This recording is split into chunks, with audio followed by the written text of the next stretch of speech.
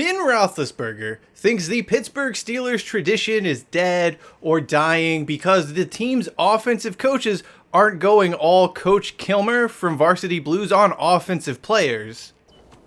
We do things around here my way. You understand that? You might think this is an oversimplification, or you might think that I'm somehow manipulating Big Ben's words. That is not the case, and to prove it, well, let's just hear from the man himself.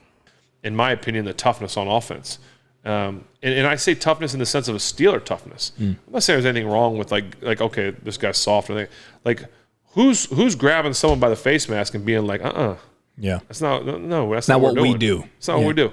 It's a cool theory, but that also totally ignores vast swaths of Pittsburgh Steelers history, from Kenny Pickett to Mark Malone. The real tradition of the Pittsburgh Steelers, well, it's mediocre quarterback play being uplifted with everything else on the team being above average or good. I'm Cheyenne Hollis, this is The Touchback, and today we're going to learn more about the real tradition of the Pittsburgh Steelers.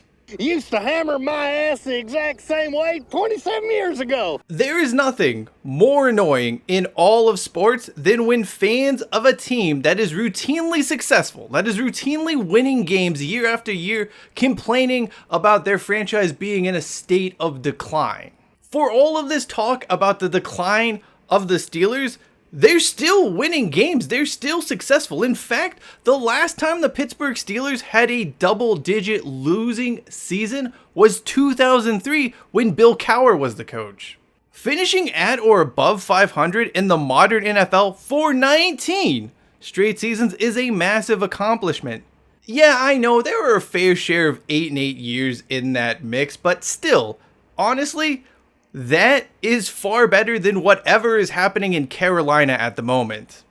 When you look at the Pittsburgh Steelers, two eras really stand out. Those, of course, being the Terry Bradshaw era from 1970 to 1982. We're saying 1982 because we're not going to count that one appearance he made in 1983 as part of this. So yeah, 1982 was Bradshaw's effectively last season. And we have the Roethlisberger era from 2004 to 2021. That's a hell of a stretch, 31 years of Steeler quarterback play. Now, let's be honest, Bradshaw and Roethlisberger, they had some down years in there. They had some years where they missed games due to injury, but still, for 31 seasons, the team got Hall of Fame starting play.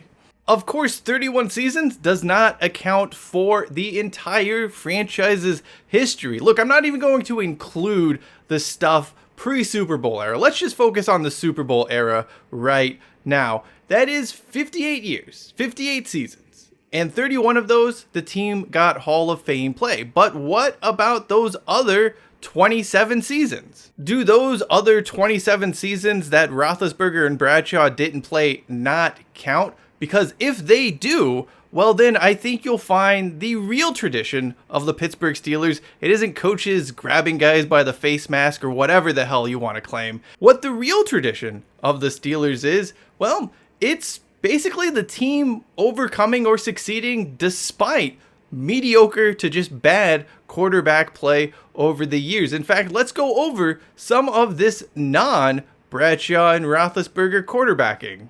We will start this journey with the most recent Steelers quarterback and sort of work our way back through history. That means first up is Kenny Pickett. Kenny Pickett is who we thought he was.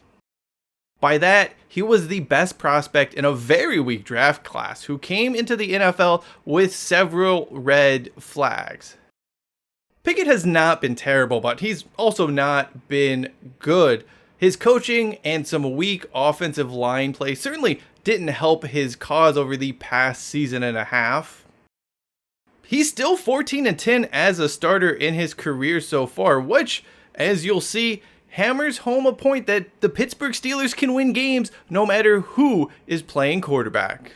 So if we skip past all of those Ben Roethlisberger seasons in Pittsburgh, the last quarterback to start for the team was none other than the pride of the XFL, Tommy Maddox. He was thrust into the starting role in 2002 as the Steelers' on-again, off-again relationship with Cordell Stewart finally came to an end. The one-time LA Extreme passer actually went 7-3-1 as a starter in 2002. It was a huge story. He won Comeback Player of the Year, and Pittsburgh just decided, you know what? Let's run it back in 2003 and see what happens. That was not the best idea in the world. The team went 6-10 with Maddox at the helm. This, of course, being their last season with a losing record. That, of course, put them in a position to draft Ben Roethlisberger ahead of the 2004 season. Maddox would actually open that year as a starter, but he would get injured. Big Ben would come in, and well, you probably know how the rest of that story goes. We just mentioned Kordell Stewart, and honestly, it needs to be said, is there a more polarizing player in NFL history than Slash? I think there were a lot of people around my age who were in high school when Kordell Stewart broke onto the scene who just thought he was the absolute coolest. It was also hard for many of us to understand why the city of Pittsburgh seemed to hate Stewart, or why the Steelers coaching staff thought it was a good idea to bench Stewart in favor of Kent Graham ahead of the 2000 season. Of course, this was all pre-social media. We did not get to see every single play Kordell Stewart made. We didn't get to analyze and dissect everything he did. It was a steady diet of highlights. And man, the highlights of Kordell Stewart, they were pretty awesome. In hindsight, Stewart was obviously very inconsistent. He was really prone to turning the ball over. It's easy to see why he frustrated the Pittsburgh Steelers coaching staff. There's also a portion of the Pittsburgh Steelers fan base that just seems hell-bent on hating him for that one wild rumor from back in the day. The thing is, though, Stewart was probably never as good or as bad as people made him out to be. He was serviceable if you put enough pieces around him. I mean, he could get you to a winning record. He could get you to even to the AFC Championship game. But if you didn't build around him, well, then you were likely going to end up losing more games than you won. On the other hand, Neil O'Donnell was a man who definitely had no issue winning more games than he lost in Pittsburgh. The team made the playoffs in all 4 seasons. He was the starting quarterback, but if we're being honest here, come on, O'Donnell was nothing more than a passenger. And to that effect, he did a good job. He didn't turn the ball over. He could get a team up and down the field. He was a game manager. Let's just call it what it is. He was a game manager, and that made him different than Kordell Stewart, who was maddeningly inconsistent and turned the ball over far more than he should have. In that regard, O'Donnell wasn't a liability, but it's hard to say he was an asset.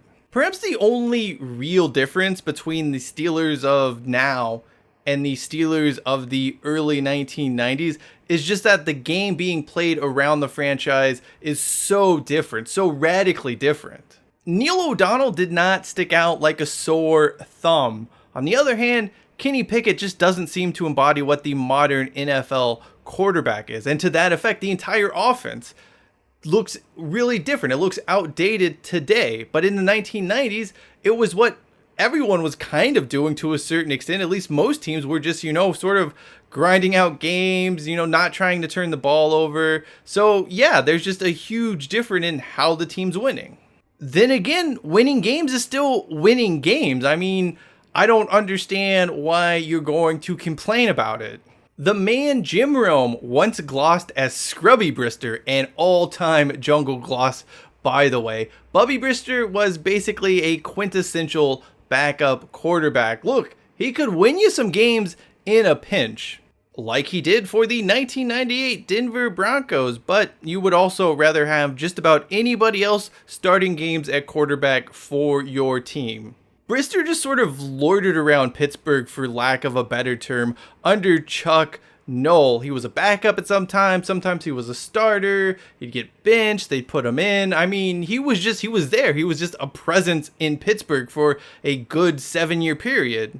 There were 2 years when he did start a lion's share of the games. The team would go 8-6 in 1989 and 9-7 in 1990 with him leading the offense. If that isn't proof that any old slapdick could come in, play quarterback, and get the Steelers to a winning record, well then I don't know what is. Before becoming a legendary ESPN personality, Mark Malone was the supposed heir apparent to Terry Bradshaw in Pittsburgh. At least that's what the plan was when the team took him with a first-round pick in 1980. Unfortunately for Malone, he was injured quite a bit during his entire stay in the Steel City. Even then though, the franchise still never really bottomed out. They went 9-7, 7-9, 6-10, and 8-7 during Malone's time as a starter, even though he never managed to play a full season. Of course, we all know about the success of the franchise under Chuck Noll with Terry Bradshaw at quarterback.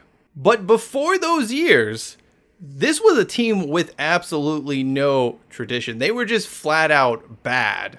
Even if we want to toss out their time as the Pittsburgh Pirates, the Steelers could only muster seven winning seasons between 1940 and 1971. To put this in a little context, the Steelers have had 7 winning seasons over the past 8 years. Ben Roethlisberger honking on about how the Pittsburgh Steelers tradition is dead makes absolutely no sense. The team's tradition, at least since 1971, is overcoming mediocre quarterback play to win far more games than it has any right to. These complaints don't have anything to do with any sort of tradition. Berating players is not a tradition, at least not one to be proud of. What this is about is the following. Would the Steelers be better with a Hall of Fame quarterback under center? Absolutely. Of course they would. So too would almost every other team in the National Football League. When the Steelers have twice been fortunate enough to have Hall of Fame players at quarterback, not only have they been able to surpass the 8-8, 9-7 range they typically find themselves in, but they've been regular Super Bowl contenders. When those Hall of Famers have been in short supply in Pittsburgh, the team, well, it still wins games. There are surely much worse traditions in football than that. But hey, then again, what do I know? If Coach Kilmer was leading the Steelers, they'd probably be undefeated this year. Keep smiling, shithead. Then again, Coach Kilmer seems like the kind of guy who would start Bubby Brister. That does it for me. I'm Cheyenne Hollis. This is The Touchback, and as always, hashtag take it out to the 25.